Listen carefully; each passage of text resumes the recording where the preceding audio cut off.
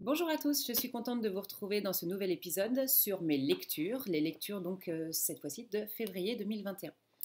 Alors, on passe dans le vif du sujet, je vous présente ma pile de livres que j'ai lus en février 2021, j'ai un peu du mal comme on est déjà au mois de mars. Nous avons Liane Moriarty, Trois vœux, qui m'a été envoyé par les éditions Albin Michel dans le cadre de leur service presse. Nous avons Ragnar Jonasson avec le troisième opus des Enquêtes de Siglufjordur, donc qui est Sot. Nous avons, alors je vais commencer dans l'ordre. Moi j'ai lu d'abord chez Agatha Christie Mort sur le Nil, Mr. Parker Pine que j'ai lu 2 fois, vous voyez, je vous en parlerai. Et enfin le mystérieux Mr. Queen. Donc les Agatha Christie, c'était dans le cadre au départ du challenge Read Christie 2021, sauf le mystérieux Mr. Queen qui était en fait une lecture commune que nous a proposé Triple L de Maille. Voilà, autrement, je vous présente donc le premier que j'ai lu, qui est donc Trois vœux de, je vais peut-être me mettre comme ça, il y a plus de place, de Liane Moriarty. Donc aux éditions Albin Michel, il m'a été envoyé donc dans le cadre de leur service presse, il sortait le 1er mars, je l'avais lu pour le 1er mars, j'ai publié ma critique pour ce jour-là. Alors, un petit résumé. Donc nous avons, donc c'est l'histoire de trois sœurs, Kat, Lynn et Gemma. Nous avons Kat et Lynn qui sont, alors ce sont trois sœurs qui sont triplées. Dans les triplés, on a deux sœurs qui sont des vraies jumelles, elles nous l'expliquent en fait, c'est pour ça que je vous explique ça, qui sont issues du même œuf, donc vraiment deux jumelles, et la troisième faisait partie d'un œuf à part, mais qui était, voilà, elles sont vraiment sœurs triplées. Elles sont en train, le début donc, de l'histoire, elles sont en train de fêter leur 34e anniversaire au restaurant, et tout d'un coup, elles se disputent violemment. Et tout le long du livre, c'est un petit peu la marque de fabrique de Liane Moriarty, puisque j'avais déjà lu avant, je ne sais pas si mon papa me l'a rendu, non, je crois pas. J'avais lu au mois de janvier un peu beaucoup à la folie, que j'avais beaucoup aimé, qui était un peu construit sur ce schéma-là, c'est-à-dire on assiste à quelque chose, à un drame, à une rupture de quelque chose, là c'est un drame, là c'est un petit peu un drame aussi, parce qu'en fait la violente dispute se termine par l'arrivée d'une fourchette dans le ventre d'une des sœurs qui est enceinte. Donc on commence sur un drame et ensuite on va découvrir comment on en est arrivé à ce drame. Alors, elles se disputent violemment, donc on se demande en fait qu'est-ce qui a pu arriver. Ces trois sœurs sont quand même très fusionnelles. Qu'est-ce qui a pu en fait arriver Comment elles ont pu en fait en arriver à ce point de rupture. Elles étaient quand même inséparables, elles ont quand même vécu chacune ou ensemble quand elles étaient plus petites des épreuves dans la vie qui les ont encore plus soudées qu'elles ne l'étaient. Et là, tout d'un coup, une violente dispute éclate, on se demande pourquoi. Donc l'auteur nous plonge en fait alternativement dans des tranches de leur vie, dans des tranches de leur passé, dans des moments plus ou moins agréables. Et au fil des chapitres, donc chaque chapitre c'est ça, c'est le point de vue d'une des filles sur un épisode du passé, sur un morceau du présent. Et puis de temps en temps, moi j'ai vraiment cette impression-là que l'auteur a semé, de temps en temps dans un chapitre, le point de vue d'un inconnu qui a non pas rencontré parce qu'il leur a jamais parlé, mais qui a croisé le chemin en fait un jour de ces trois sœurs, qui les a vues dans un parc, qui les a vues ce fameux soir au restaurant. Le livre commence comme ça d'ailleurs avec le point de vue, je crois que c'est d'un serveur ou d'un client. Non, je crois que c'est celui d'un serveur.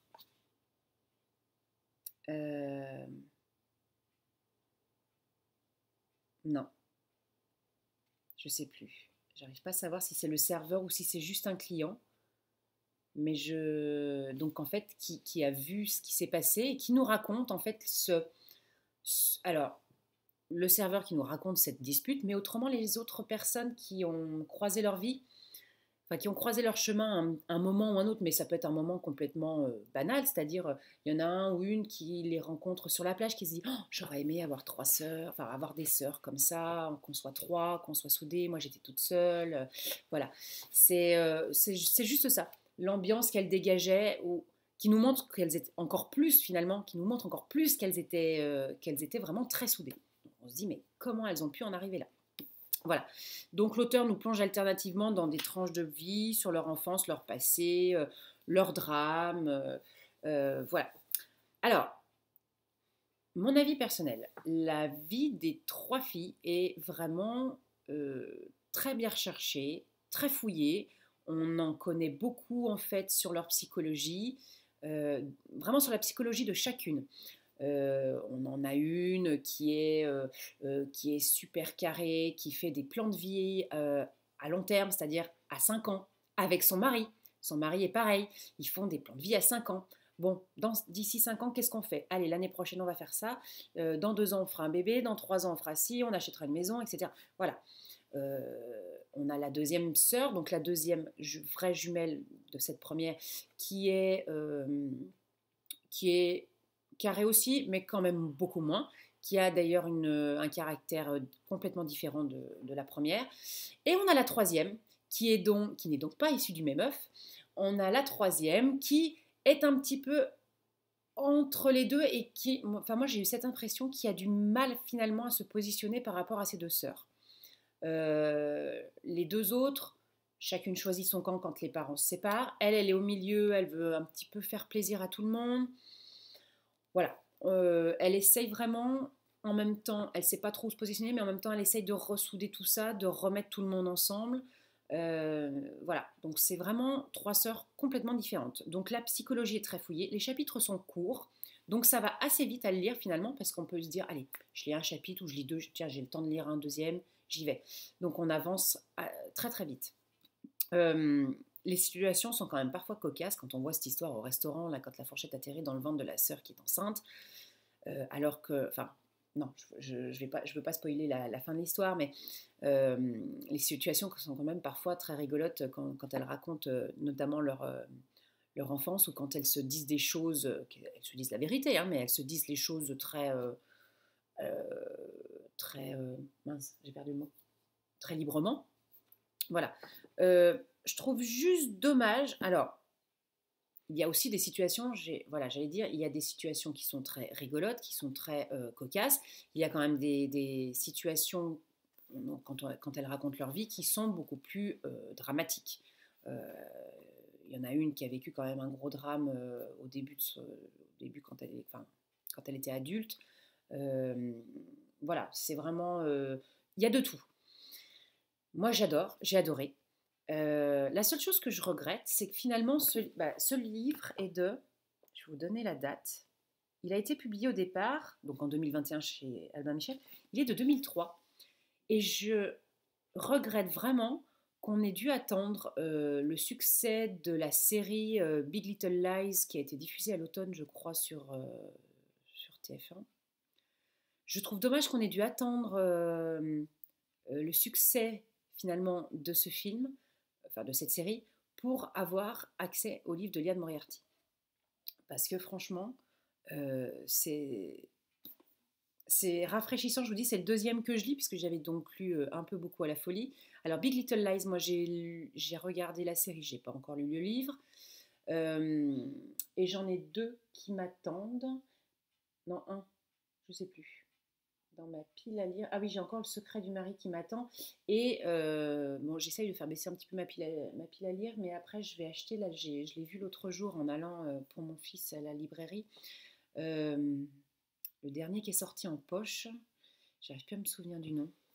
Mais je l'avais.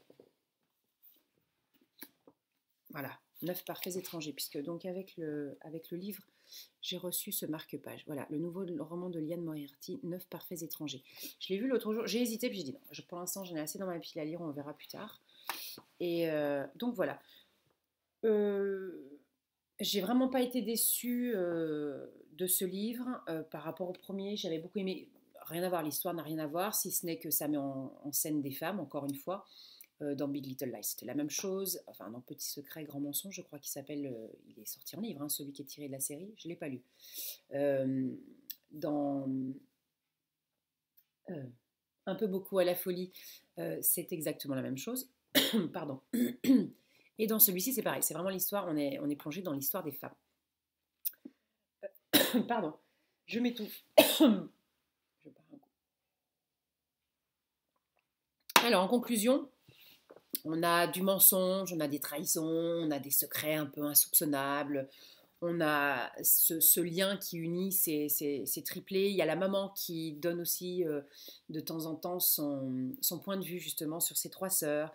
Il y a des vérités qui sont un petit peu dérangeantes, mais tout ça se mêle vraiment sur fond de lien familial qui n'était pas présent dans celui que j'avais lu puisque c'était juste des amis ou des connaissances. Là, c'est vraiment une histoire de famille, mais une famille imparfaite.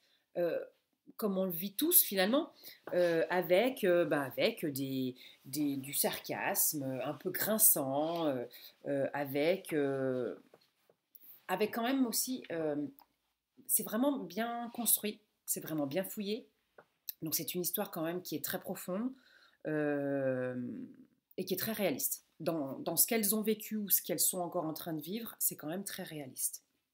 Voilà. En plus, on n'a vraiment pas le temps de s'ennuyer. Euh, J'avais d'ailleurs dû mettre dans ma critique, c'est pas du tout un thriller, mais on a l'impression de plonger dans un thriller finalement avec une énigme à résoudre. C'est un peu ça finalement, on veut savoir pourquoi il s'est passé ça au début. Et on a vraiment l'impression de plonger là-dedans, si ce n'est que voilà, c'est un lien familial. Mais voilà, faut pas vous attendre à on est un petit peu fleur bleue, on raconte une histoire de famille. Non, elles vivent des choses un peu difficiles, très difficiles même parfois. Voilà, il y a des mensonges, je vous ai dit, il y a des trahisons, c'est une histoire de famille finalement, hein, mais une famille imparfaite. On n'a pas voulu nous décrire la famille parfaite et rêvée. Voilà pour celui-ci, 3 vœux de Liane Moriarty. Alors, dans l'ordre où je les ai lus, j'ai dû lire Mort sur le Nil ensuite. Mort sur le Nil. Hercule Poirot, donc moi je l'ai. Donc vous savez que j'ai la collection complète du Club des Masques des années... c'était les années 90, je crois. Si je regarde... Ah non, c'est pas marqué la date d'impression. Imprimé en France, mais c'est pas marqué. J'arrive pas à trouver... Ah non, 1982. Je trouve ça vieux. Mais peut-être. Donc des années 80-90, voilà, chez le Club des Masques. Donc, j'ai toujours ce chat dans la gorge le matin. Hercule Poirot. Bon, ce livre, je crois que c'est un des plus connus d'Agatha Christie. Il a été d'ailleurs tourné en film, en plusieurs films. Un excellent Hercule Poirot. Enfin, moi, il y avait très longtemps, j'avais eu ma période Agatha Christie où j'avais quand même déjà pas mal de ces livres-là. Donc j'ai fini de compléter la collection quand j'ai su là, que le site officiel faisait le challenge 2021. J'ai fini de compléter la collection sur Vinted. En fait, j'ai trouvé les derniers qui me manquaient. Mais la plupart des livres, je les avais lus, mais il y a dans les années 90. C'est pour ça que je vous parlais des années 90, mais ça se trouve, il date quand même déjà des années 80. Si je regarde, je sais pas, là, je prends au pif le premier. On a 1991 là, l'impression. Je regardais pour 10 petits nègres, 1991. Donc voilà, ils doivent dater des années 80-90. En tout cas, moi, je sais que j'ai commencé à les lire. J'étais en 4e quand j'ai découvert 10 petits nègres, d'ailleurs, renommés Ils étaient 10. Donc je l'ai lu 94, 95 par là. Et c'est à partir de ce moment-là que j'ai commencé à lire les Agatha Christie. Donc il y a un petit moment. Et je me rappelle absolument pas des histoires. C'est marrant, hein. Je les ai jamais relus depuis. Donc ça fait quand même 25 ans. Je ne les ai jamais relus depuis. Et là, ça fait un bien fou, en fait. Mort sur le Nil, mais il y a des petites bribes. Hercule Poirot, le personnage, je me souviens, si vous voulez. Mais par contre, l'histoire, absolument pas. Donc le résumé, on a en fait une jeune héritière, Lynette. Oui, c'est ça, Lynette. Une jeune héritière qui est promise à un homme d'une riche famille en Angleterre. Et en fait, elle surprend tout le monde en épousant quelqu'un sans le sou. En fait, elle pique en gros le petit copain de sa meilleure copine. Sa meilleure copine vient lui présenter son fiancé, c'est le grand amour, etc. Allez, je te le présente. Allez, venez ce week-end. Oui, oui, oui, je veux le voir. Et puis au final, on passe au chapitre d'après. Ils sont mariés. Donc elle a piqué le copain de sa meilleure amie. Donc les jeunes mariés partent en lune de miel donc en Égypte. euh, au cours, donc lors de cette lune de miel, la fameuse copine à qui Lynette avait piqué le petit copain, donc elle s'appelle Jackie, apparaît. Hmm, là, on se dit, il y a quelque chose. Euh, Ça fait quand même penser un petit peu à la vie d'Agatha Christie, si vous connaissez un petit peu quand son mari a été infidèle et que... enfin bon, moi, ça m'a fait penser un petit peu à ça. Je ne sais pas du tout si c'est dû à ça, mais en tout cas, moi, ça m'a fait penser un petit peu à ça. J'ai écouté d'ailleurs le podcast de... Je peux vous retrouver ça. euh, sur la vie d'Agatha Christie, justement, dans Affaires sensibles, voilà, par Fabrice Drouel. Sur France Inter, j'ai réécouté euh, le podcast 1926, Agatha Christie disparaît, le secret de Mrs. Christie. Je ne sais pas si vous allez voir grand-chose. Voilà, c'est le premier qui s'affiche en haut là. Voilà. J'ai écouté le podcast et c'est... Finalement, ça m'a vraiment fait penser, ça m'a vraiment fait penser à Mort sur le Nil. Voilà, donc Jackie fait son apparition pendant la lune de miel de Lynette et de son mari. Bon, en gros, elle les suit un petit peu partout et à un moment, Lynette est assassinée.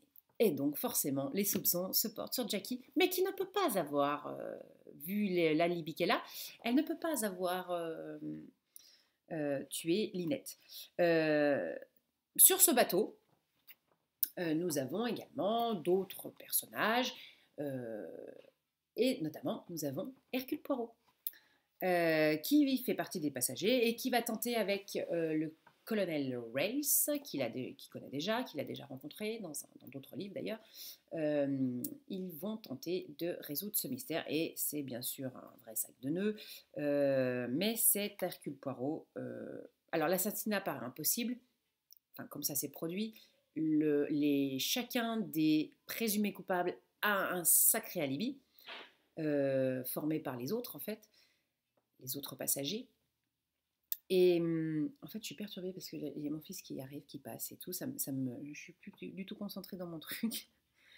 Je disais, oui, chacun des passagers a un solide alibi qui est en fait un ou plusieurs autres passagers. Et donc, ce sac de nœuds devient un petit peu compliqué. Mais, alors, enfin, je vous en parlerai après. En plus, il y a de nouveaux meurtres qui vont être perpétrés. Ça va vraiment tout s'emmêler. Alors, mon avis, c'est que l'intrigue a été installée en quelques chapitres. C'est vite posé, comme je vous l'ai dit, on apprend que, donc Lynette, on apprend que sa copine Jackie vient.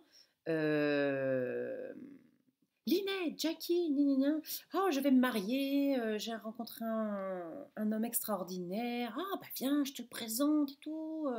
Ah oui, oui, bah je vais venir avec lui. Et puis, tout de suite après, à l'intérieur du même chapitre, Jackie arrive avec son fiancé. Et là, tout à coup, chapitre d'après, même pas, toujours dans le même chapitre, mais vous savez, à l'intérieur des chapitres, ils sont séparés. Il y a des petits, voilà, comme des scènes en fait au théâtre. Tout d'un coup, on apprend, ah tiens, Lynette Ridgway va se marier. Ah bon, avec Lord, je ne sais plus comment il s'appelait, parce qu'en fait après il disparaît de la vie de de Lynette. Non, non, non, pas avec Lord machin chose. Non, non, non, avec un jeune homme sans le sou, Simon, non. Ah oui, Lord Windlesham. Elle devait se marier. Lord Windlesham. Ah oui, d'accord, oh là là. C'est un homme donc très, très, très, enfin, qui fait partie presque de l'aristocratie, en tout cas de la gentry pardon, anglaise.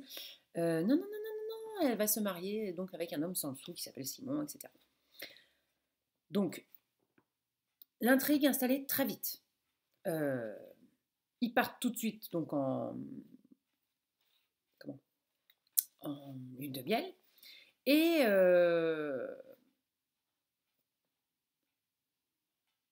on est pris dans le... Alors, pareil, la description de Jackie, qui les suit un peu partout, etc. Ça va très vite. Et le soir du meurtre, en fait, euh, on, on assiste à la scène. Et là, non pas que j'ai trouvé une faille dans l'histoire, mais tout de suite, je me suis dit, mais non, il est resté tout seul, quoi. Enfin, je veux pas trop spoiler l'histoire pour ceux qui ne l'ont pas lu, mais parce que ça, c'est vraiment, si vous l'avez jamais lu un Agatha Christie, celui-là est à lire. Il est très connu, il est très bien mené. Hercule Poirot est extraordinaire là-dedans. Mais au moment où il y a le meurtre, enfin, on va dire l'alibi qui est perpétré pour le futur meurtre qui va arriver, on se dit, mais non, mais là, il y a un trou pendant 5 minutes, pendant lesquelles il est resté tout seul, il était couché par terre. Enfin, quand on se représente l'histoire dans la tête, moi je me fais toujours un film, en fait, j'ai toujours les images sur le bateau, tout ça. J'ai des images, bon, même si c'est pas les bonnes, hein, mais j'ai les images des gens sur un bateau à l'époque. Et là, je me suis dit, mais non, mais il est couché par terre, mais il y a un truc. Enfin bon, je me dis, bon, peut-être que je me trompe, parce que comme je sais qu'Agatha Christie nous mène toujours en bateau, c'est le cas de le dire, surtout, voilà, on est sur un bateau, je me suis dit, mais bizarre. Donc tous ces personnages de la haute société forment en fait une toile de fond, donc finalement les passagers du bateau, euh, euh, que Hercule Poirot s'amuse à décortiquer. Ces personnages, il adore, bon, c'est Hercule Poirot, il adore décortiquer chacun de ces personnages. Euh, Chacun a un mobile, euh, mais chacun a aussi un alibi. Au départ, c'est comme ça. Alors, tous ces mobiles finalement détournent notre attention de cette première chose que moi j'avais repérée. Je me suis dit, ouais. Finalement, quand j'ai fini de lire le livre, je me suis dit, ouais, je suis trop forte. Et en fait, je me suis dit après, oui, mais elle est quand même forte parce qu'elle a quand même essayé de nous détourner l'attention de ce que certains, peut-être, lecteurs avaient déjà vu tout de suite en le lisant. Donc je me suis dit, elle est trop forte finalement. Elle a réussi à nous embobiner, à, à mélanger plein de... Enfin, pas mélanger plein de choses, c'est très bien construit, mais à se dire, tel personnage, ah oui, mais lui, il a un mobile. Voilà pourquoi. Et Hercule Poirot le trouve, ce mobile. Et oui, mais... Ah mince, il a un alibi. Oui, mais cet alibi, c'est quoi? C'est un autre passager. Est-il... Ne sont-ils pas de mèche, finalement? Enfin, il y a plein de choses comme ça. Non, celui-là est vraiment très bien construit. Après, j'attends de voir. Je vais les relire tranquille. Bon, les 90, je ne vais pas les lire comme ça du jour au lendemain, même en un an, parce que j'ai d'autres choses à lire. Mais j'avoue que celui-là, c'est vraiment du très bon. Bon, il est très connu, hein. J'avais vu sur Babelio, il a plus de 13 000 lecteurs, je crois, ou 13 000, oui, 13 000 lecteurs par rapport à un livre lambda qui sort. Même un autre Agatha Christie, il y a, on va dire, 300 lecteurs. Là, il a 13 000 lecteurs. Voilà, il est en dessus. Euh, les rebondissements en plus nous tiennent vraiment en haleine, mais vraiment jusqu'à la fin de l'histoire. Euh, Par contre, voilà, jusqu'à la tirade finale d'Hercule Poirot, qui est extraordinaire. Cette tirade, hein, je parle, bah, Hercule Poirot aussi, mais sa tirade finale est extraordinaire. Mais jusque-là, on est plongé, on est baladé, voilà, c'est vraiment du très bon Agatha Christie. Mais on peut trouver le coupable avant la fin. Voilà pour Mort sur le Nil. Si je regarde dans ma liste, qu'est-ce que j'ai lu après? Alors, je pense que j'ai lu donc Sot de Ragnar Jonasson, parce que je pense que Mr. Parker Pine, j'ai dû le lire à la fin. J'essaye de retrouver dans ma liste de livres lus. Oui, c'est ça. Oui, exact.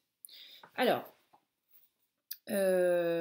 troisième opus, donc après Snior et Nat, je crois, le deuxième, c'est ça. Ici, nous avons Sot. Alors, c'est drôle, enfin, c'est drôle. Une épidémie s'abat sur Séguferdure, la ville est mise en quarantaine. Les premières victimes succombent, les médias s'emparent du sujet, c'est la panique. L'inspecteur Harritor est pris d'un terrible sentiment de claustrophobie. Plus personne n'a le droit de sortir, il faut toujours faire très attention quand on sort, ne pas s'approcher des autres, ne pas leur serrer la main, rester à distance, si ça vous parle. Voilà. Bon, après, ça m'a pas plus perturbé que ça de lire cette histoire de quarantaine. C'est pas, en fait, c'est pas le sujet. Sauf que il y a on va dire c'est ce qu'ils disent d'ailleurs dans le résumé, c'est un cold case qui ressort, qui est vieux, hein, qui ressort et qui va permettre finalement, enfin qui va permettre, Aritor va en profiter pour pouvoir s'échapper un petit peu de la ville. Euh, En fait, il va enquêter sur la partie, si je me rappelle bien, sur la carte, c'est sur, ah bah, de toute façon, on doit l'avoir parce qu'il y a toujours la carte de, voilà, on est bien à l'est de Siglufjordur. Donc Siglufjordur est là, et là nous avons donc Eddingsfjordur, où on avait la ferme abandonnée. En gros, on va retrouver, grâce à des photos, on va retrouver c'est un monsieur qui a habité dans cette ferme abandonnée, qui est abandonnée depuis une cinquantaine d'années. Il sait que ses parents et son oncle et sa tante ont vécu là-bas, il s'est passé un drame, et il veut connaître en fait le fin mot de l'histoire, pourquoi il y a eu ce drame. Et donc Harrison va réussir. Il y a la journaliste qui était apparue dans le tome précédent. J'ai un doute sur le tome précédent. Non, là, il me reste à lire Vic est mort. Donc c'était bien Sot. Non, Mork. Bah non. Attendez, je vais rechercher. J'ai un doute. On avait Snior, le premier. Ragnar Jonasson. C'était Nat. C'est ça. Puisque là, j'ai Vic et Morkelia. Donc, c'était Nat. Voilà. Donc là, non. On est sur Sot. Le troisième. Hop, je bouge un petit peu l'écran. Voilà. Je reviens. Je les prends dans l'ordre alors pour savoir dans l'ordre dans lequel je l'ai lu, mais j'ai en même temps accès pour voir ce genre de choses. Donc, Aritor va, avec la journaliste qu'il avait rencontrée dans le tome précédent, ils vont en fait réussir tous les deux à résoudre au départ un cold case, mais qui finalement va amener des choses un peu plus récentes à vue. Voilà.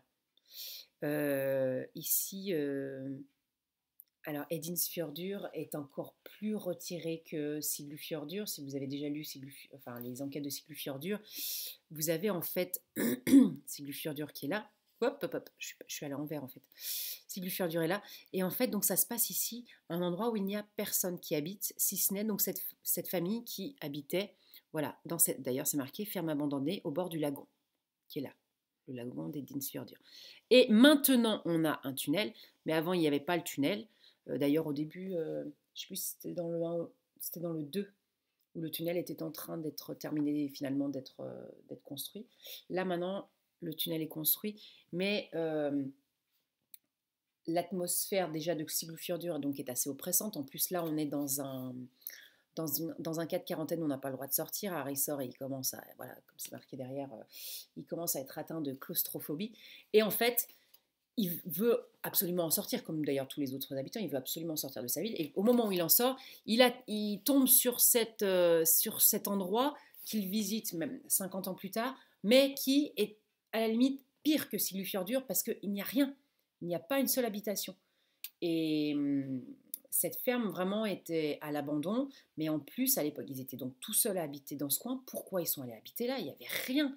Voilà, c'est plus ou moins un ensemble de questions et de réponses que va réussir à trouver Harrissor avec c'est pas sa compagne, puisque c'est une Isrune, en fait, elle est journaliste à Reykjavik et lui, il est enquêteur à Siglufjordur, mais ils sont en fait en relation pour essayer de s'aider mutuellement. Elle veut, pardon, elle veut un bon sujet pour en parler à la télévision, et lui, il veut, voilà, résoudre son enquête finalement pour aider cette personne qui était là et qui était bébé finalement. Cette personne, donc ce monsieur était bébé quand ses parents et son oncle et sa tante habitaient là-bas. Un très bon opus. J'ai trouvé que, comme je crois que je l'avais mis c'était sur Instagram, j'avais mis finalement Harrison, il se bonifie avec les enquêtes. C'est que, comme on dit pour le bon vin, il se bonifie avec le temps. Là, Ragnar Jonasson, je trouve que c'est pareil. Plus on avance dans les livres, plus les enquêtes sont... Moi, je trouve qu'elles sont pas mal. De mieux en mieux. Par rapport à la première, on se dit, ouais, c'était un premier coup d'essai. Elle était déjà très bien. C'était un premier coup d'essai. La deuxième, il persévère, c'est pas mal. Et là, déjà, dans la troisième, on se dit, il y a de l'expérience, je pense, aussi. Et voilà, je vous conseille, alors si vous n'avez pas, ne commencez peut-être pas par celui-là. Si vous n'avez pas du tout lu de Ragnar Jonasson, commencez par le premier, qui est Signor. Je ne l'ai pas là, je l'ai prêté encore. Je prête plein de livres, en fait. Donc, je les ai rarement après. Je les garde pendant un mois pour vous les présenter, et puis après, je les prête.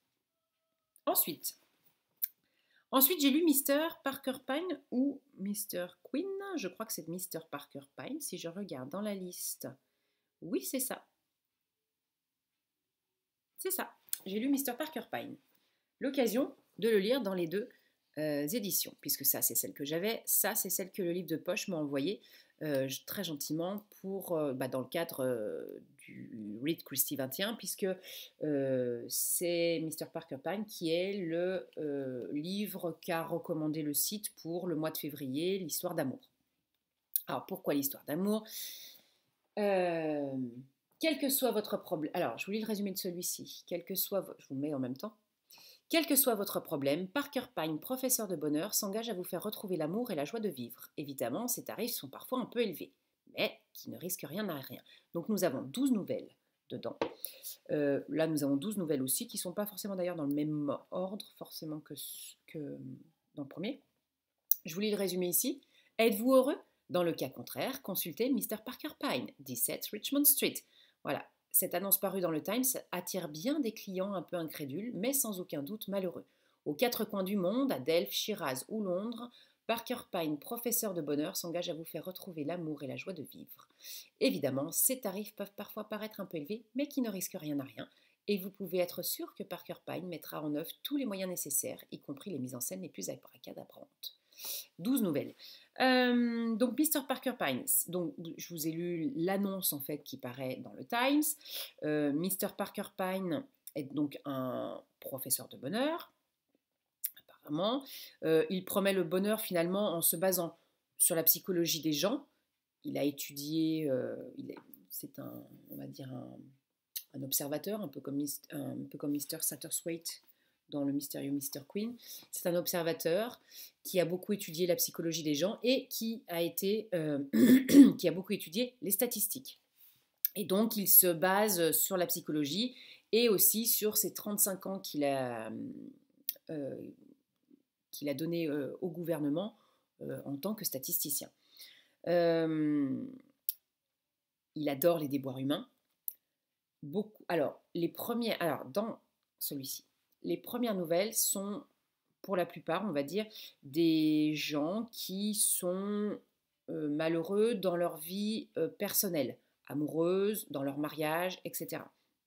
Donc en fait, les déboires humains sont vraiment son sujet de prédilection, et notamment ici, les sujets matrimoniaux sont les premières nouvelles. Ce sont les sujets matrimoniaux que j'ai trouvé très fraîches d'ailleurs. Donc il s'enquiert de guérir ses clients comme un médicament, il le dit. Une maladie, on la traite par un médicament. Vous êtes malheureux, moi je vais le traiter, pas par un médicament, mais je vais la traiter par différentes actions qui vont faire que vous serez heureux. Il leur promet le bonheur. Les gens doutent un petit peu, puis ils se disent, bon allez, j'ai plus rien à perdre, j'y vais, je paye monsieur, et puis je verrai bien. Voilà. Il le dit aussi, je n'ai pas eu de... Alors si je vois que votre affaire est désespérée, je vous le dirai et je ne vous prendrai pas votre argent. Là, il dit, je suis sûr que je réussirai à vous rendre heureux. Donc il se met à la place du médecin qui pose un diagnostic et il va proposer un traitement. Alors, les premières nouvelles, moi j'ai beaucoup aimé, sont très fraîches. Sujets matrimoniaux, mais on tombe pas dans le gnangnan. Voilà, c'est frais. Voilà, moi j'ai beaucoup aimé. Agatha Christie se moque dans ses premières nouvelles, dans celles qui se passent donc à Londres. Elle se moque un petit peu, on va dire, de la société anglaise, de l'époque, enfin de la société londonienne, puisque ça se passe à Londres, hein, 17 Richmond Street, Mr. Parker Pine vit à Londres. Donc elle se moque un petit peu de cette bonne société avec des gens un peu lassés de leur vie un peu monotone. Vous voyez bien, c'est des personnages de la haute société qui, bon, ils se sont mariés parce qu'il fallait se marier, ils n'étaient pas forcément amoureux, puis bah, maintenant ils s'ennuient, alors qu'est-ce que je peux faire? Ou alors ils s'aimaient, mais maintenant, voilà, c'était la routine, c'est la routine maintenant, voilà. Donc qu'est-ce que je peux faire pour Mr. Parker Pine? Vous inquiétez pas, ce qu'il faut c'est un petit peu pimenter tout ça, on va y arriver. Donc voilà. Les dernières où Mr. Parker Pine voyage. Alors, celle où il est dans le train pour Venise. Le but, je ne sais plus. Je crois que c'est le train pour Venise. J'ai bien aimé aussi. Par contre, après, moins. Quand on est au port de Bagdad, la maison de Shiraz, l'officier en retraite, mort sur le Nil, bof, mort sur le Nil, franchement, euh, voilà, rien à voir, hein. Là, oui, là, bon, un peu moyen. Donc voilà, mais par contre, les autres, moi j'ai vraiment aimé les premières. Euh, comme je vous l'ai dit, les dernières, on a un personnage qui est quand même, donc qui se promène, qui voyage, et ce Parker Pine va, alors il va être plus finalement dans le rôle d'enquêteur quand il est en voyage. En fait, ça fait un peu comme Mr. Queen. On a Mr. Queen et Mr. Queen en voyage. C'est marrant. Donc là, on a un petit peu les deux. On a, dans les 12 nouvelles, on a Mr. Parker Pine à Londres et Mr. Parker Pine en voyage. Et en voyage, je vous dis, à part celle dans le train pour Venise, ouais, voilà. Il devient enquêteur. Alors déjà, dans le train pour Venise, il devient enquêteur. Et bon, je préfère Miss Marple ou Hercule Poirot, quoi, si je veux un bon enquêteur, voilà. Voilà, pas qu'elles m'ont déçue, mais j'étais un peu moins emballée. Après, ça se lit vite, c'est des petites nouvelles. Mais voilà, j'en garde pas un souvenir mémorable, si ce n'est, oui, si, les premières qui se passent à Londres, là j'ai vraiment aimé. Et en fait, elles ne se trouvent pas exactement dans le même ordre dans celui-ci. Et alors, si je retrouve la table des matières, le cas de la femme richissime, est-ce que c'est celui dans le train? Non, c'est pas ça. Êtes-vous sûr qu'il ne vous manque rien? Alors c'est peut-être celui-ci. En tout cas, voilà. À partir, donc celui où, oui, bah c'est ça, sur le quai de la gare de Lyon, une femme en manteau de vison, etc. Ils sont dans le wagon-lit. Donc c'est celui-là. Donc êtes-vous sûr qu'il ne vous manque rien? Donc là, on part à Venise. Et après, voilà, ceux d'après. Il y avait eu, alors voilà, là, je crois que l'oracle de Delphes, dans celui-ci, l'oracle de Delphes, c'est le dernier, alors que dans celui-ci, l'oracle de Delphes, il était en deuxième ou troisième. Mais à la limite, je l'avais pas mal aimé. Voilà, il est en deuxième dans le mien. Il est en deuxième, alors que là, il est en dernier. Donc, elles ne sont pas vraiment dans le même ordre. Mais l'oracle de Delphes, encore, ça allait. Mais bon, voilà, comme je vous dis, c'est pas ce que j'ai préféré. Mr. Parker Pine, oui, à Londres, mais non, non en voyage. Voilà. Ensuite, dernier, je pense que c'est le dernier, il faut que je vérifie. Ah oui, parce que j'avais commencé un autre après. Donc le dernier livre que j'ai lu au mois de février, c'est Le mystérieux Mr. Queen. Donc c'est Triple de Mike qui nous avait proposé une lecture commune pour des raisons qui n'appartiennent qu'à elle. Enfin non, je ne cache rien, hein.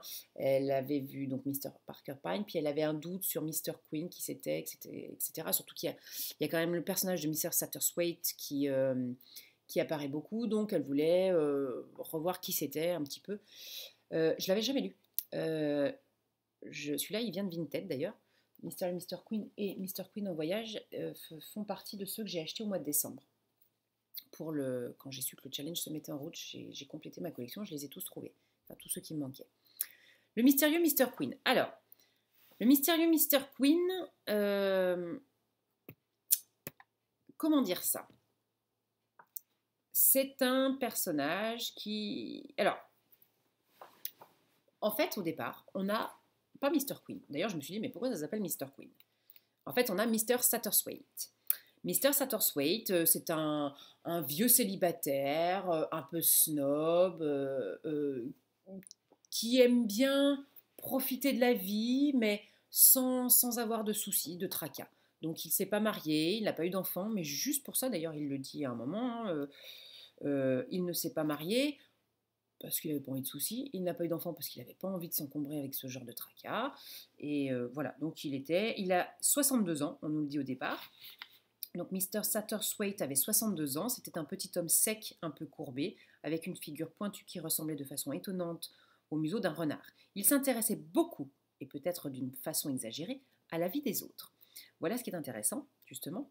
Pendant toute son existence, il s'était pour ainsi dire assis aux premières loges pour étudier les drames humains qui se jouaient devant lui. Son rôle fut toujours celui du spectateur, mais avec l'âge, il se montrait plus difficile sur les choix des pièces qu'on lui offrait. Les choix des pièces, on parle de personnes, hein. Et il recherchait ce qui sort de l'ordinaire. Et donc, voilà, il voyage un petit peu, il aime aller sur la Riviera, à Monaco, voilà, et puis il rencontre les grands de ce monde lors de ses voyages.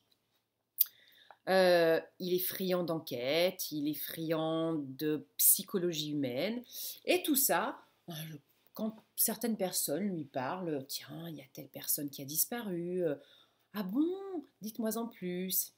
On dit un peu plus, ah là là, c'est quand même bizarre. Et tout d'un coup, Mr. Queen apparaît. On se dit, mais qu'est-ce que c'est que ce personnage? Dans le premier, on est dans une grande maison, je crois que c'est pour un 31 décembre, et il y a comment on dit, une superstition comme quoi si un homme brun passe la porte, la première personne qui va passer la porte d'entrée le jour du premier jour de la première année, je vais y arriver, donc le 1er janvier, si cette première personne est un homme brun, toute l'année va bien se passer, c'est bon signe.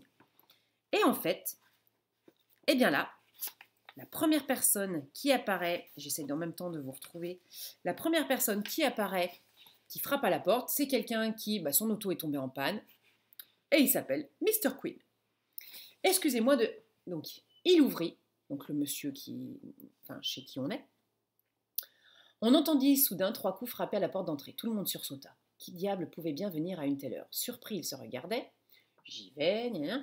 Il ouvrit et un vent glacial emplit le hall. Dans l'encadrement de la porte se tenait un homme grand et mince. Par un curieux reflet des vitraux multicolores de l'imposte, il sembla à Mr. Satterthwaite qu'il était vêtu de toutes les couleurs de l'arc-en-ciel. Pense à Harlequin. Ça vous dit quelque chose? Harlequin, Mr. Queen, qui s'appelle Harley Quinn. L'homme s'avança, il était brun. Donc c'est un bon signe, puisqu'on nous a dit avant que le plus noir d'entre eux nous portera bonheur. Voilà, c'est un des croyances qu'ils ont là-bas. J'essaie de retrouver exactement, mais on dit ça, que... Voilà. J'espère que le premier homme qui franchira le seuil de notre porte ce matin sera brun. Vous connaissez, je pense, cette superstition, Mr. Satterthwaite? Non? Oh, vous m'étonnez. Pour porter bonheur à une maison, il faut que le jour de l'an, un homme brun y pénètre le premier. Et donc, c'est un homme brun qui apparaît. Donc, Mr. Queen arrive et il va, par un jeu de questions, il va aussi mettre Mr. Satterthwaite sur la piste pour résoudre une disparition, pour résoudre un meurtre qui a eu lieu il y a très longtemps. Puis tout d'un coup, Mr. Queen arrive et d'ailleurs, on se demande d'où il sort. Il arrive et hop, il va aider à résoudre ce truc qui n'a jamais été résolu avant. On se dit, mais comment c'est possible? Qu'est-ce que j'avais à vous dire sur ce livre? Donc ce sont des nouvelles. Il y en a donc 6 dans le premier. Il y en aura 6 dans le deuxième. Voilà. Donc, et à chaque fois, en fait, Mr. Satterthwaite, quand il voit Mr. Queen arriver, il sait qu'il va y avoir quelque chose qui va se résoudre. Une enquête ou quelque chose, mais il sait qu'il va y arriver quelque chose. Et c'est un peu, il le dit d'ailleurs à certains moments, Mr. Queen, il est un petit peu pas magicien, mais il fait un peu fantôme, quoi. Là, dans l'extrait que je vous ai lu, euh,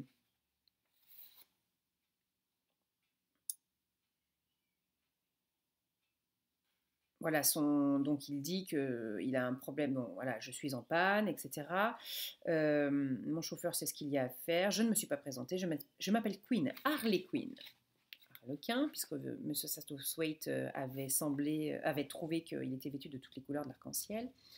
Euh, il s'assit, et comme il s'asseyait, son visage se trouva soudain dans l'ombre et prit l'étrange apparence d'un masque. Et en fait, il est un petit peu fantastique, enfin, il a un côté fantastique, un petit peu ce Mr. Queen qui va en plus, voilà, suivant où il arrive, où il est, où il se trouve, il semble qu'il porte un masque, et puis finalement, il va aider à résoudre une enquête vieille de 10 ans, ou vieille d'un an, ou de 10 mois, voilà, alors que personne n'a réussi à résoudre ça. J'avais quoi à vous dire? Euh, non, rien. J'ai beaucoup aimé Mr. Queen, mais toutes les enquêtes, mais plus particulièrement quand même les premières. Après, non, si, j'ai beaucoup aimé ces styles enquête. Après, je crains un peu en fait. Je me dis, est-ce que je vais pas avoir la même déconvenue qu'avec Mr. Parker Pine quand il va être en voyage? Est-ce que ça va pas faire vraiment trop enquêteur? Alors que là, on n'est pas du tout dans l'enquête. C'est juste avec des questions qu'il pose aux gens. Tiens, est-ce que vous avez pensé à ça? Et est-ce que vous avez pensé que ça? Et vous avez vu quoi? Ah, mais alors si vous avez vu ça, peut-être que cette fumée là qui sortait du train. Et est-ce que vous vous êtes renseigné sur les horaires du train? Ah, et finalement, eh ben, il ne pouvait pas être dans ce train. Enfin voilà, c'est des choses comme ça. Et on se dit, mais est-ce qu'il connaît d'avance la réponse? Ou est-ce qu'il arrive, et c'est vraiment par un jeu de questions qu'il arrive à faire sortir la vérité parmi tous les gens qui sont présents? Un personnage un petit peu magique que j'ai beaucoup, beaucoup, beaucoup aimé. Voilà, Mr. Queen, qui est très mystérieux. Et Mr. Satterthwaite, bon, voilà, il est un peu snob, mais il est sympa. Moi, je le trouve, voilà, c'est le petit bougon. Enfin, bougon non, mais. Enfin, si, il est un petit peu bougon quand même. Mais il est surtout très, ouais, très snob, mais très gentil. Et bon, il aime être entouré des grandes femmes de ce monde, voilà. Et il se fait une idée sur toutes ces personnes-là. Voilà pour mes lectures de février, sachant que fin février, j'avais commencé celui-ci. Je vous en reparlerai donc dans ma prochaine vidéo, puisque je l'ai commencé en février. J'ai pas du tout accroché. J'ai lu Mr. Queen entre-temps. Je l'ai repris. J'ai toujours pas accroché. Je l'ai fini en mars. Mais alors, très dur. Et donc, je peux vous présenter les livres que j'ai déjà lus en mars. Parce qu'après ce pavé... Bon, alors, j'ai déjà lu des pavés, il n'y a pas de problème. De 600 pages. Mais là, non. Voilà, très mauvaise expérience. Je vous en reparlerai la prochaine fois. Donc après, j'avais besoin d'un truc très qui me fasse du bien. J'ai lu ça.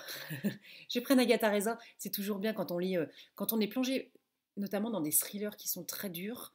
Un bon Agatha Raisin après, ça fait du bien. Et ah oui, je vais quand même vous parler. Donc, il faisait partie de ma pile à lire. Celui-là ne faisait pas partie de ma pile à lire. Celui-là fait partie de ma pile à lire de mars. Hop, je vais vous les poser comme ça. Alors, comme ça sera plus simple. Donc, il y en a un qui n'est pas là parce que je l'ai commencé. Donc, dans le cadre du Read Christie 2021, au mois de mars, il faut lire il faut lire un livre qui fait intervenir un personnage de la haute société, une figure de la haute société. Le site officiel propose Le couteau sur la nuque, que je vais lire, mais moi j'ai décidé de le lire. Il n'est pas à côté de moi parce que j'ai déjà commencé, je ne sais pas où je l'ai mis. Je vais lire L'homme au complet marron. Donc voilà, j'ai déjà commencé L'homme au complet marron et je lirai Le couteau sur la nuque. J'ai celui-ci à lire, je vous en avais parlé, et avec le fameux Stuart Thornton, Les 7 morts d'Evelyn Hardcastle, j'ai pas eu le temps de le lire, mais il va y avoir celui-ci aussi. Donc sachant que les deux là, je les ai déjà lus. Celui-ci, je l'ai déjà lu. Et Les 7 morts d'Evelyn Hardcastle. Et en fait, l'autre jour, il n'était pas prévu sur ma pile à lire. Et en fait, je l'ai découvert dans ma librairie. Je l'ai trouvé En fait, j'ai craqué pour la couverture. Éric de Kermel, donc la libraire de la Place aux Herbes, chez J'ai lu. Et j'ai lu le résumé. Le résumé m'a beaucoup dit, enfin m'a beaucoup parlé. La libraire de la Place aux Herbes à Uzès est à la librairie, je vais y arriver, de la Place aux Herbes à Uzès est à vendre. Nathalie saisit l'occasion de changer de vie pour réaliser son rêve. Donc elle était professeure de littérature. Devenue passeuse de livres, elle se fait tour à tour confidente, guide, médiatrice. De Chloé, la jeune fille qui prend son envol à Bastien parti à la recherche de son père, en passant par Tariq, le soldat rescapé que la guerre a meurtri, et tant d'autres encore, tous vont trouver des réponses à leurs questions. Laissez-vous emporter par ce voyage initiatique au pays des livres. Je l'ai terminé hier soir, j'ai adoré. Attendez, j'ai peur de les faire tomber. J'ai vraiment adoré. Pour dire, j'avais eu le coup de cœur pour la couverture. Et bon, je vous en reparlerai au mois de mars, mais vous pouvez l'acheter. Vraiment très, très facile à lire. Et comme j'ai dit, c'est un peu un hymne à la lecture, mais aussi aux lecteurs. Les lecteurs que rencontre Nathalie dans sa librairie, euh, elle sait en fait, en discutant avec les gens, elle sait leur conseiller tel livre ou tel livre par rapport à ce qu'ils ont vécu, par rapport à ce qu'ils vivent. J'ai beaucoup aimé le premier avec la rencontre de Chloé, la petite jeune. Voilà. Là, vous pouvez y aller. Puis, à la limite, comme ça, quand je vous en parlerai sur mes lectures de mars, donc je vous en parlerai début avril, vous saurez de quoi je parle. Mais alors là, allez-y, le coup de cœur du mois, extraordinaire. Et donc, si j'ai le temps avec tout ça, donc, sachant que j'ai déjà lu celui-là, hop, donc il me reste, si j'enlève les deux que j'ai déjà lus, j'ai attaqué le couteau sur la nuque et il me reste donc tout ça. Et si j'ai le temps, je lirai donc, mais celui-là je le garde pour, même si c'est pas tout de suite, mais Mr. Queen en voyage. Voilà, donc celui-là je l'ai déjà lu aussi. Hop, je peux l'enlever. Il me reste donc L'homme au complet marron, pardon, pas le couteau sur la nuque, il est là. L'homme au complet marron, le couteau sur la nuque, Ragnar Jonasson Vik, donc c'est le numéro 4, et Enfant du chaos d'Arthur Versen, que je vous en avais parlé, c'est l'auteur qui m'a envoyé directement le livre pour que je donne mon avis. Voilà, donc j'espère que cet épisode vous aura plu. Je vais quand même répondre à une question avant de terminer. J'ai eu une question la dernière fois. On m'a demandé en fait un petit peu... en fait, c'est quelqu'un, je crois, qui suivait mes podcasts de tricot. À l'époque, je mettais la lecture à la fin de l'épisode. Et là, alors je vais regarder combien de temps j'en suis. Bon, c'est bon. Et là, en fait, comme j'ai décidé de séparer, il y a les personnes qui me suivaient pour le tricot qui soit sont pas intéressées par la lecture et ne regardent pas cet épisode, soit elles sont curieuses, et il y en a certaines qui sont curieuses et qui sont quand même allées voir. Et en fait, en venant voir donc l'épisode sur mes lectures de janvier, il y a une personne qui m'a dit « Ah, mais j'aimerais bien me remettre à lire, qu'est-ce que vous me conseillez, qui soit facile à lire pour commencer ?» Et alors c'est difficile de conseiller, alors, je ne suis pas libraire comme Nathalie dans la libraire de la Place aux Herbes, mais si vous voulez vraiment accrocher avec un livre, je me suis dit pour commencer, alors j'ai conseillé, moi je les ai lus dans l'ordre, j'ai conseillé Virginie Grimaldi, Le premier jour du reste de ta vie. C'est celui où elles partent en bateau, donc sur une croisière. Enfin, elles sont trois femmes qui ne se connaissent pas, qui se retrouvent finalement en croisière sur un bateau, qui ont chacune leur histoire et qui vont vivre plein de choses. C'est très frais, mais c'est très émouvant et moi j'ai beaucoup aimé. C'était le premier que j'ai lu, c'était son premier, c'était le premier que j'ai lu aussi et je le conseille souvent parce qu'il est vraiment extraordinaire. Il y avait celui-ci et il y a les Aurélie Valogne aussi. Alors, le premier que j'ai lu, c'était Mémé dans les orties, c'est pas forcément celui que j'ai préféré. Par contre, quand j'en recommande un, facile à lire et très drôle, mais très drôle celui-ci, En voiture Simone. Et ça, j'avais adoré les grands-parents, oui, qui sont grands-parents, qui sont aussi des beaux-parents, avec leur fils et leur belle-fille. Mais ça, si quelqu'un veut se remettre à lire et avec des lectures faciles, sans se plonger dans le polar ou des choses comme ça, allez-y sur ces deux-là. Il n'y a aucun problème. Moi, ça serait mes livres coup de cœur à recommander pour quelqu'un qui veut débuter la lecture, même sur le tard. Il n'y a aucun problème. Allez-y avec ceux-là. Et puis après, si vous aimez, il y a tous les autres de Virginie Grimaldi, même le 2, le 3, enfin tous. ils sont vraiment très bien. Aurélie Valogne aussi, on est sur des thèmes complètement différents, hein, par contre. Mais Aurélie Valogne, vous pouvez y aller aussi. Vous pouvez les lire indépendamment, ça c'est pas son premier. Le premier c'est Mémé dans les orties. Donc celui-ci, que j'avais eu d'ailleurs en format. Vous savez, je l'avais reçu en cadeau, un concours par les éditions Mazarine et Fayard. Je l'avais reçu en cadeau là pour Noël. Donc Mémé dans les orties, il est très bien aussi, c'est son premier. Mais moi je recommanderais celui-là pour commencer, sachant que vous pouvez vraiment les lire indépendamment. Hein. Il n'y a pas du tout de suite. Là, en fait, si, parce qu'il y a de temps en temps un personnage qui va réapparaître dans le 2 et un personnage du 2 qui va réapparaître, je ne sais plus, dans le 3 ou dans le 4. Il y a de temps en temps des petits personnages comme ça qui... Oh tiens, mais oui, mais je le connais lui. Ou dans celui-ci, pareil, on en avait on avait une des personnages qui était dans le 2. Enfin bon, voilà. Donc quand on les lit, on sait. Bon, après, on peut les lire indépendamment, c'est pareil, les Virginie Grimaldi. Mais quand on les a lus dans l'ordre, on se dit ah, mais oui, c'est celle qui travaillait dans la maison de retraite. Enfin voilà. Voilà, donc premier jour du reste de ma vie et En voiture Simone, je vous conseille. Voilà, puisque la question m'a été posée. Après, il y en a plein. Hein, il y a les Alexandre Jardin, les Marc Lévy, Douglas Kennedy. Après, on n'est pas dans le polar, mais on est dans le. Voilà, moi j'ai les Douglas Kennedy, j'ai la collection complète et voilà, mon auteur préféré de tous les temps, pour moi, c'est Douglas Kennedy. Voilà, il y en a plein. Après, L'homme qui voulait vivre sa vie est très bien. C'est pas le mieux pour moi. Le mieux, on est. Ah, c'est peut-être celui-là. Ah, c'est peut-être celui-là. Peut-être le mieux pour moi. Cet instant-là, d'ailleurs, il n'est pas rangé au bon endroit. Il est là ou là. Voilà, les Douglas Kennedy sont très bien. Après, on tombe dans le polar, donc non. Les Alexandre Jardin sont très bien. Non, ben voilà. Pour un premier, en tout cas pour première lecture, deux premières lectures, si vous allez à la librairie, vous achetez les deux là. Normalement, vous ne serez pas déçus. Ils se lisent très facilement, il n'y a aucun problème, que ce soit Virginie Grimaldi ou Aurélie Valogne, ils se lisent très facilement tous les deux. Voilà. Je crois que j'ai tout dit. J'espère que cet épisode vous aura plu. Eh bien écoutez, si vous avez lu certains de ces livres, n'hésitez pas à me le dire. Vous en avez pensé que ce soit la même chose que moi ou que ce soit un avis complètement différent d'ailleurs, vous pouvez me le dire. Si vous détestez les Ragnar Jonaston ou si vous détestez les Agatha Christie, mais si vous avez bien aimé Liane Moriarty, vous pouvez me le dire aussi. Enfin voilà, je vous laisse sur ce petit mot de la fin, en espérant que vous avez apprécié cet épisode.